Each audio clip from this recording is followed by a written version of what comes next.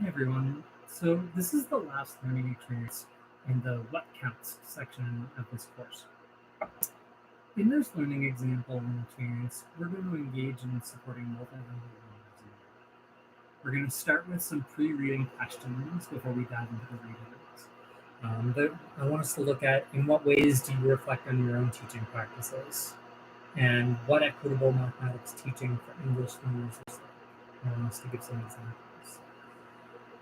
For the readings, the first article by Morales has some very specific examples on how we can think about equitable practices in math for multilingual learners. And then the second article is by Judy Moskowitz, who is one of the leading authors in supporting multilingual learners in math. And the first reading is definitely kind of this very on-the-ground practical view, while the second one is much more of a kind of heady theoretical approach. And I think that the two of them together will be a really interesting way to explore this. As well as the readings, there's also a podcast. And I think I'm hoping that the idea that we get across these is that we can challenge the idea that we should really front load and give all of the language first before they get into meaning making. The materials I have for you here, I'm hoping say that we can kind of engage with the meaning making, the reasoning, the math, instead of just front loading the academic language up front and then try to get into the design.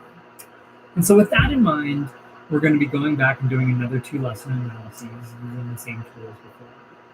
Our guiding questions this time are going to really focus around language learning and classrooms. When it comes to posting in the discussion board, I want you to think about the pre-reading and reflect on the reading questions. Remember to include some examples from the readings and in the podcast in your response. And then similarly from the analysis, go through and do an analysis, explain your ratings, and provide some specific examples from the CRMT tool for each lesson/task to justify your decisions.